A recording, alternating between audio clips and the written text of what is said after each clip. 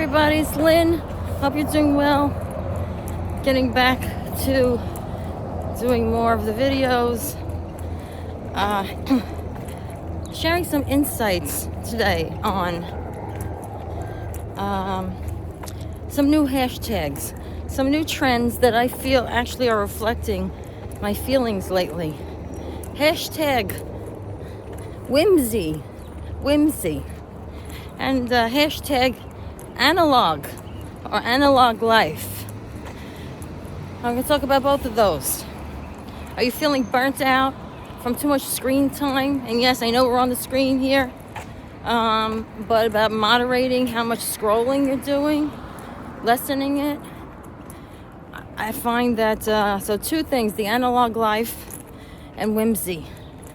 Okay, I feel like I have been getting truly burnt out from my own mistake of trying to fill the need for being more centered. The need is trying to fill the need for more calm and centering and joy and balance by scrolling endlessly on online, on social media, out of nervousness, out of stress, needing some fast distraction because you feel so lousy, you feel so overwhelmed by life, whether it's as a caregiver, as I am, or just from life in general, from the news, etc., from your busyness, from your responsibilities. So, hashtag analog life. That's what they're calling it, analog. Have an analog bag, a tote bag. Some lady recently called it that. Now that's a trend. Hashtag analog bag. But I think it's something really that for our mental and physical health. I mean, the screen time stuff, the social media stuff, for me, I think it's gotten out of hand. The amount of time we're absorbed in just endlessly, mindlessly looking online. There's a balance there. There's a good part in it. There's a great sharing of ideas among people around the world. There are a ton of seemingly doable solutions to try to different challenges or problems we may have, whether it's little solutions supposedly in techniques or products for wellness, from nutritional tips to, products to help whatever, grow hair if you're, middle-aged, etc. There are craft supplies, and I've been, trying and buying some of these things. And then what you realize is you got all this stuff around and you don't have the time to do it because your mind is still in that looping and just scrolling from stress, overwhelm, overstimulated nervous system, being overtired, so the analog life, what they're calling analog life, I don't really like that term because it's like, that's life, regular life. It's not, like, anything not digital is analog. No, that's regular life, right? It's like these are regular trees, regular park, walking, taking a walk.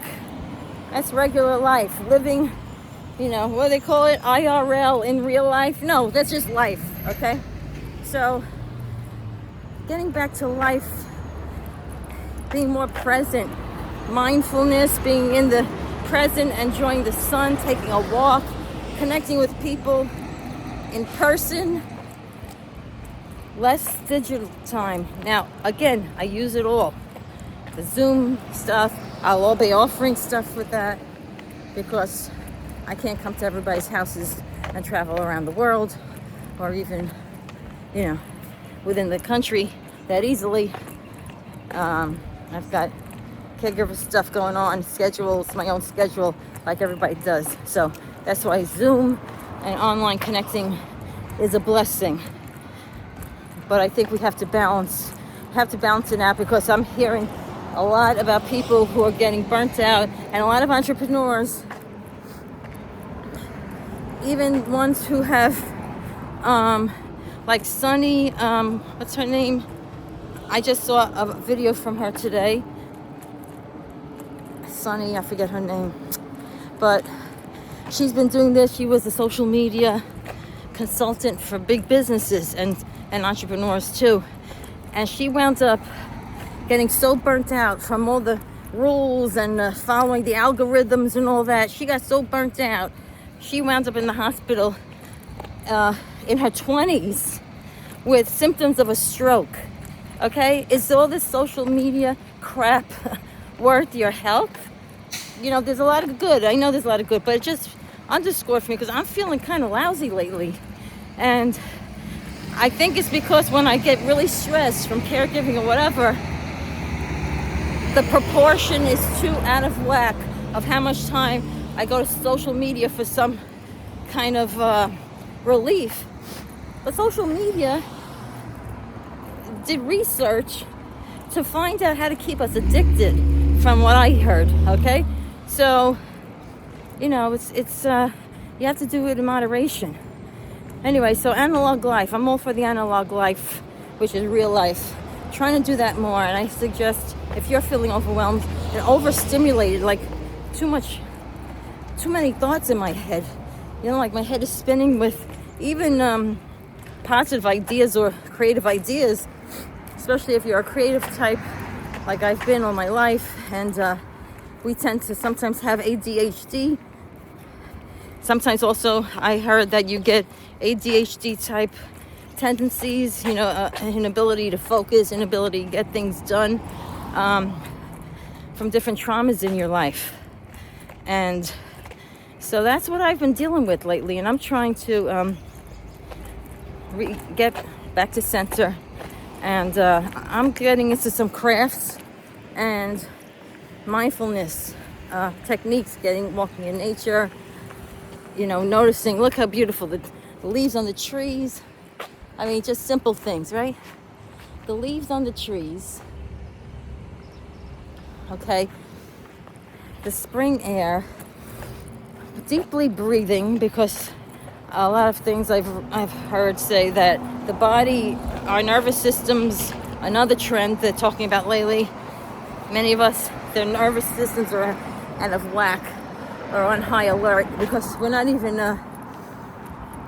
taking deep breaths. So when we breathe shallowly, from what I heard, the body, the brain considers like, oh, we're in distress because the body's not breathing calmly and deeply. So let's send out some more hormones to, you know, so you could fight or flight, kind of have that response. Anyway, so I think getting more into whether you do the analog tote bag or the real life tote bag, like that woman suggested on YouTube about having handy whatever is off screen that is pleasant and calming for you and gets you back into the present, back into feeling good, whether it's a bag or an area of your room or on your table, I'm saying, or a cabinet that has all the things you go to instead of going to social media to mindlessly scroll. So maybe you have in that one area that's easy, convenient, right? For me, it's got to be convenient. It's got to be, you know, easily that I could see it. Having, say, special book, doing journaling, writing journals, doing collage, art journal, art collage, junk journal, they're calling it. That's another trend I've been trying out. Doing adult coloring books. Heck, get a children's coloring book. I like all the kids stuff. I don't know what's wrong with me. I like the kids stuff, the teenage stuff. But it seems that a lot of people do, of all ages actually, especially the women, seem to be doing a lot of stuff with these cutesy patterns and trinkets. That's with the junk journaling. Anyway, so analog life, real life. Getting back to more of that for balance, for calm, and for self-care. Okay? Whether you're a caregiver or just having challenges in life. with your responsibilities, and that's taking up too much of your time. The second thing I'm going to mention is this other trend. Again, these are both things for me that I kind of naturally always look for, doing creative projects, walking in the nature, etc., and also being whimsical, adding more whimsy to life. I always loved that word, and I always loved any artist or illustrators or events that had a sense of whimsy. I love that. WHIMSY. And I can't believe, even as I've been looking up that word for different things when I go on Etsy or YouTube or Amazon, whimsical, whatever, calendar, whimsical stickers, whimsical artwork. That's another hashtag trend now. I cannot believe it. Hashtag whimsy. And there's 20-year-olds talking about being more whimsical, and even about the analog life, and they're doing, the crocheting and so it's every age. It seems to be looking for this balance, whether they realize it or not. But everybody finds balance and joy and feeling more positively centered in their own way. So one of my favorite whimsical illustrators has always been Mary Engelbreit. ENGLEBREIT. And I guess maybe her stuff was more popular in the 80s and 90s, early 2000s, I don't know. But she's got her own shop. I think it's in St. Louis. Her own art studio and store where she sells all these beautiful things that are whimsical artwork. And now a lot of young artists are doing the same thing, only online. And they're selling whimsical stickers. They're selling whimsical art journaling, junk journaling papers to collage with. So, what they say, everything that goes around comes around again. So it's interesting. Nobody actually is ever outdated, because the stuff you used to like when you were younger comes back again. And you don't need to wait for a trend to enjoy what you like, what you enjoy, and do what you like to do. And the last thing I'm going to say about whimsy, it's amusing that also another trend connected to whimsical is these, what they're calling snail mail clubs. A mail club, mail. So, again, this was just regular life before, the internet. People used to just get paper mail. Oh, wow, that's weird. Just paper mail in your mailbox, like a real mailbox, not a folder on a screen. How old are you, cave people? But yeah, and I actually used to have a positive newsletter subscription that I used to send out. That was all happy positivity stories and sharings and quotes. That was a snail mail club, what they're calling it now. It was a mailed out newsletter I used to sell by subscription, and it had all positive messages in it. Stories about occasionally, like a very youthful seniors who are like in their 90s and 100s, 80s, etc. That was just one edition, but had a lot of positive quotes and stuff in it. So now, I did that maybe 30 years ago. Now that's popular again, and people, younger people especially, are offering this as a product, and people are loving getting back to getting pretty designed, nicely designed artwork, postcards, stickers, newsletters that are very creative little stories or little postcards of the author's insights. They get that in the mail. And that's a new trend, which seems to be connected to being whimsical, I think. But in general, it's like the analog life and whimsy combined. So anyway, what do you think about all of this? I'm trying to work with both of these, and I'll be offering events that incorporate this for people who just need to be centered, feel more centered and calmer. And if you're calmer and more centered, you're healthier. Okay, a lot of times the blood tests that we have to take show things are all out of whack. A lot of times, in my opinion, it's from stress. And this is a great way to release stress, to get back to some centeredness in your own way. What did you used to do that made you feel good, that was a positive or calming pastime, or made you feel more energized? Because I know I've been going in the wrong direction with too much screen time and too many learning classes and learning from books. And again, I still do that to a certain extent. Buying products to solve things, I still do it to a certain extent, but I got to do a lot less of that, a lot more being present and active in life, in real life, outside, moving the body, going dancing, connecting with friends in real life, besides on Zoom. Shouldn't just be on Zoom. When I do those things, I feel really much more enthused. I have more energy, getting up earlier than just, getting up late when I have nothing going on. And then I wind up sucked dry of energy and motivation to do anything. So if you're going to put things into practice that you're learning from all this stuff online, from webinars, from books, if you're not going to put it into practice in a way that feels right to you, or in your own way, your own version, if you don't put that stuff into practice, it's just collecting more and more mental clutter. Too many ideas, too much information out there.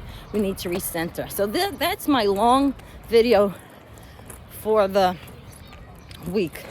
And as I started mentioning, part of the reason I did this, besides I have a wonderful entrepreneurial and spiritual coach, Jenny Friedman, who helps me along the path and helps to keep me on track and accountable, which I think people really need that.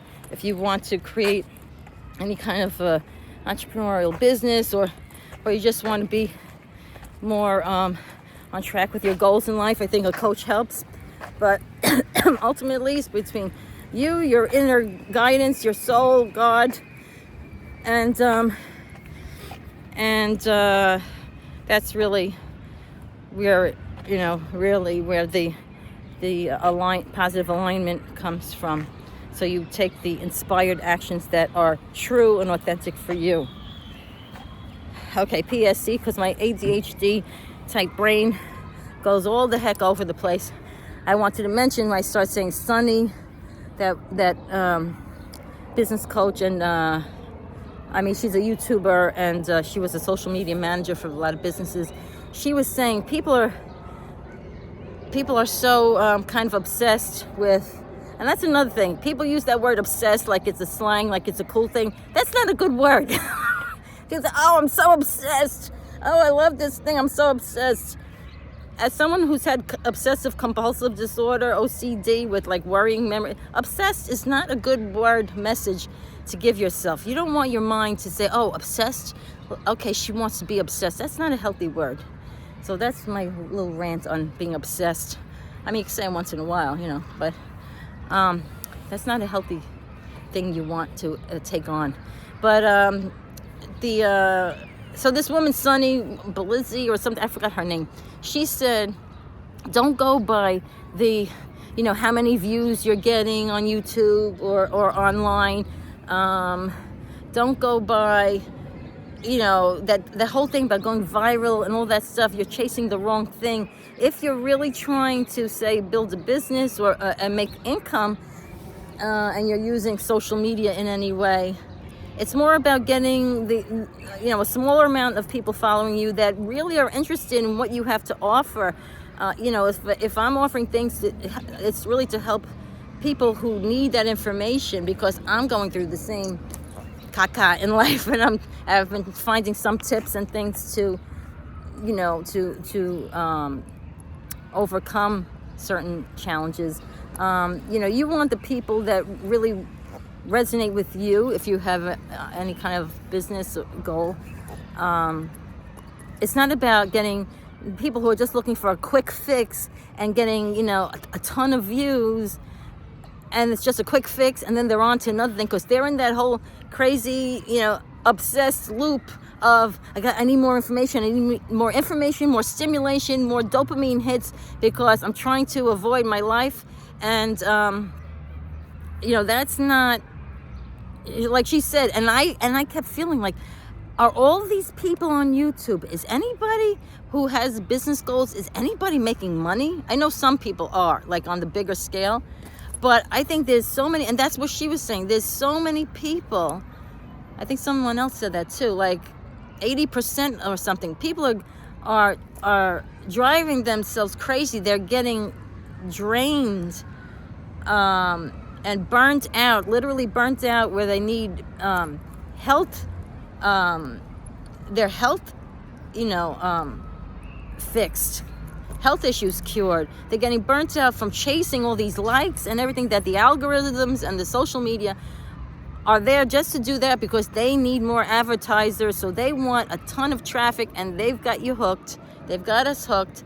So if we're going to play with that, we've got to do it where our wellness is better. And if we're trying to make income, you have to do it where you go for the smaller audiences that are really resonating with you and your message, and they need help from you, because you have stuff to offer them to help them. Just like I know the pain of caregiving, and the lessons I've learned in life from being this age. I turned 60 last December. I've been working with the law of attraction and spirituality, and I've got a Catholic background. That's my framework. So I can help certain people who are interested in. I've been an artist and trying to build entrepreneurial, but self-development business and projects. So, I can help people who are looking for that kind of help. So we don't need a ton of likes and subscribers and, viral videos. If you're looking to make some income besides just sharing a healthy, positive message with people. If you want those two things, you don't have to get the quick hits and quick fixes. You don't have to get all those likes and viral stuff. You want the people who resonate with you. So anyway, I hope some of this resonates and helps you. That's the whole idea, is I'm sharing what's on my mind, what I see. I tend to feel that as a creative type person, which everybody is in some way, but I've always been in art, and I feel like I kind of notice things, sometimes a little bit before they happen. So I think there's a lot of people heading for burnout from social media, and I think it's time that everybody takes their control back of their life and be in real life more of the time. I hope this helped in some way. Follow me if you wish. You want to like, you want to subscribe if you wish. But I'll be here, and on Thursdays at 1:30 p.m. Eastern, I do a live. I do some positive affirmation card sharing, just like affirmation quotes. But I'll be doing some events about getting recentered, having less stress, less screen time, more joy, whimsy, and abundance. whether you're a caregiver or an overgiver or just overwhelmed from life. Hope to see you soon. If you feel like leaving a comment, if any of this resonates, or just put a thumbs up or a yes below, or share anything you would like that's hopefully positive. But anything respectful that you would like to share, I'd appreciate it. I'd be interested. Otherwise, just have a great day. And I always like to say, with God, all good things are possible. Have a great day. Get back to real life and have fun. Bye.